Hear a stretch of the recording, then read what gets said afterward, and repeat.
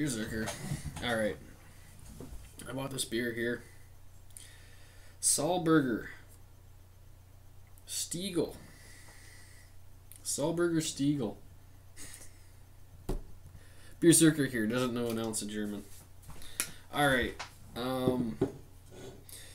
So, this is a 500ml can, and it's 4.9%. Someone told me this beer really licks. But I'm going to try it and see what I think. I just finished a all-grain Scottish heavy wickedly hopped thing that I brewed, and it's good people. So if you're into brewing, I'm going to post some brewing stuff here, and I've been through the kits and stuff, and I'm on my way to all grain, and highly recommend 100% pure barley. Those kits ain't no damn good. Okay, so ooh. It's good, but it it stinks in a good way. Like kind of. We'll further into this a little bit. We'll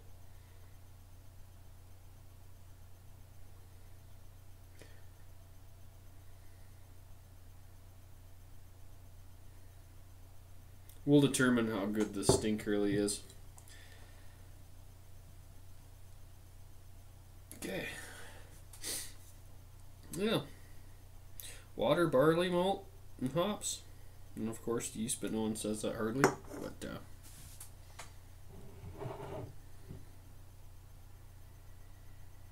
it's got a really cool aroma to it. It does have a little bit of that stink you get out of some beers, the lagers, But actually it's judging from the aroma, this is a high quality beer. So let's drink her to the end, go through our rate points, and see how it holds up. The head is kind of unusual. It's like Swiss cheese. It's all kinds of different sizes of bubbles in there, ranging from a 1/4 inch to minuscule.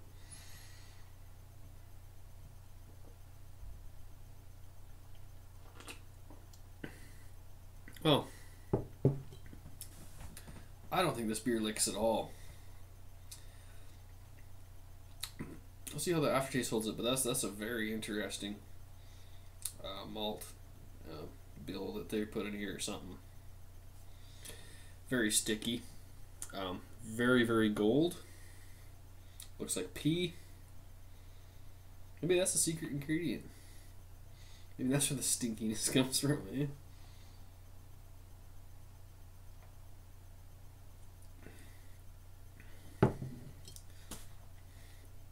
Yeah. It's got kind of a stale-ish, stinky, like I don't think the beer's stale or anything, but it's got that characteristic in the back of the flavor. And but it's pretty complex for a lager, and there's a lot of, they're not skimpers, it don't taste like. Well, if you're looking for a lager that's a little richer and maybe a little more complex and not afraid of something that's a little bit stinky, whatever, this is a real good one.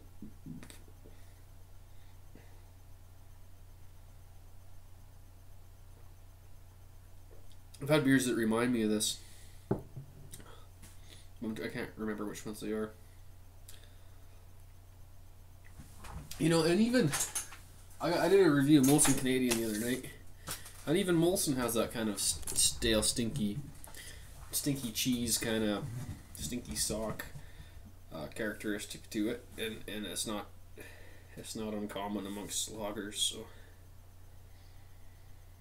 actually, with the aroma, there's a lot of good with the aroma. Like, this is an insane sweet smell coming off this beer.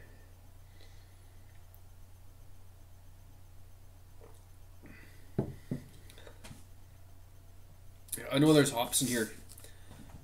There's a bit of hops, but they're not a real defined hop like some of the. It's not like a real piney or whatever hop that really hits you. It probably is kind of a piney hop, but there's so much malt that it's a little bit of a hop edge coming up, but it's not insane. But you can't tell there's hops in here, and that's pretty good. because I've really been trying to work on that, distinguishing the hops and stuff, and that's hard for me to do. So.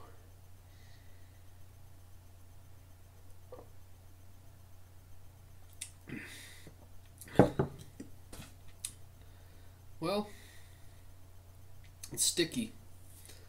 Like there's a lot of malt sugar in here or something.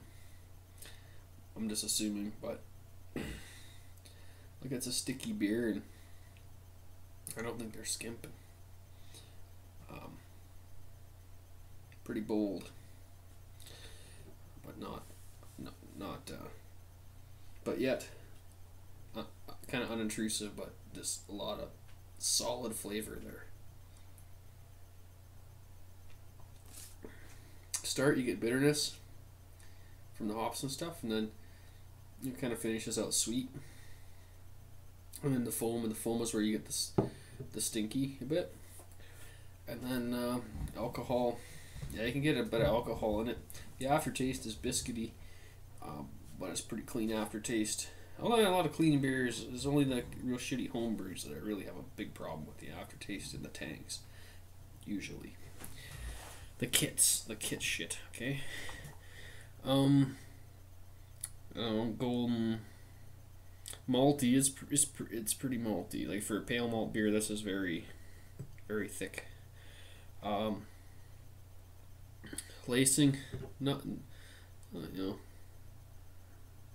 bit heavy, typical kind of lager deal.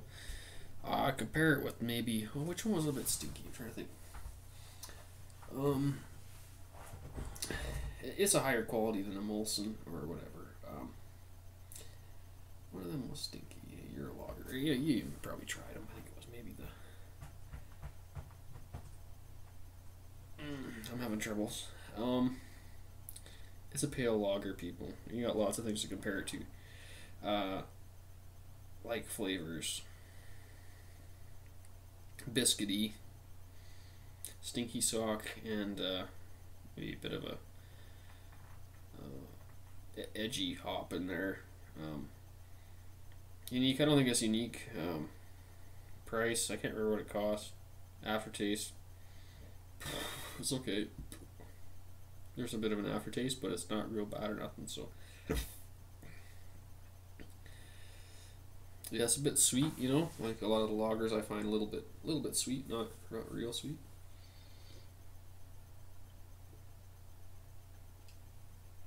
That's the yeast job. You clean up the sugar. Yeah, actually this one is quite sweet. Sweeter than most of the lagers. And that's maybe where the stickiness comes in. They must have thrown a whole ton of barley in here, and how they got it to be less than 5%, I don't know. I don't know those things. Maybe they stabilized it or something. Probably something to do with the boil.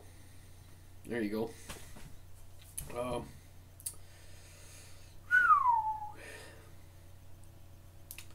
It's pretty good. It's pretty good, so I'm just going to drink her down to the end here, and I'm just killing. Probably annoying the shit out of you because I ain't saying nothing. I ain't saying nothing. Okay. You're going to get it out of me.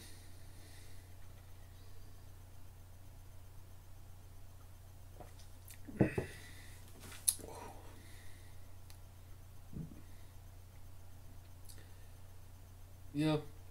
If you're afraid of the stinky lagers, like, I might stay away from it, but if you want a real barley packed treat with some nice hop bitterness, this is the one. I wouldn't be scared to pick it up again. It's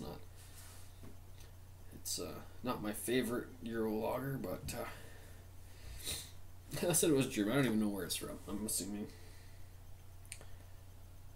Austria. Well, close enough. And I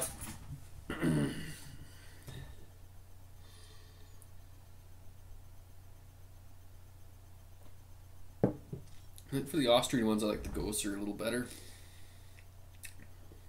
But they're both, depends what you want,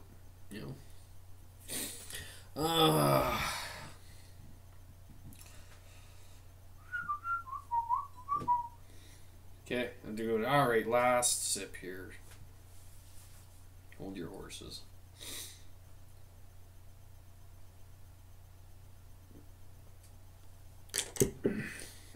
Well, it's kind of more complex than even some of your lagers because of all the barley and all that stuff and stuff that's going on there. If you want to try something a little more heavy with the low alcohol and that, and pick it up. It's actually, the stinkiness is kind of, it has a very unique flavor for a lager, I guess. It's not a real unique style. I'm sure there's beers that kind of like very similar to this, but and I know of a few. I just can't pull them out of my head. But I wouldn't be scared of it. Maybe it is a little stale. Kind of starting like, and I'll tell you, when you get a stale beer, you don't really notice too much till you get to near the end. But that last drink there actually tasted like an actual stale beer. No. So maybe this can is just old. Hold on. Yeah, very stale.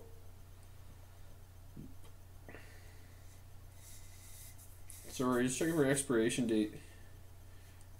They don't have one. That's their fault. And I also really watch out for staleness amongst the wheat beers. They go stale pretty quick. So this one, even though it's a little stale, I'd say that wasn't too bad, but I'm gonna give it a 7. Even though they didn't skimp. 7 because when I get a stale beer and I look at it, there's no expiration date, I get kind of pissed. So 7 out of 11. It's maybe a little higher quality than that, depending on what you think. So anyway, the Salenburger Stiegl or whatever, 7.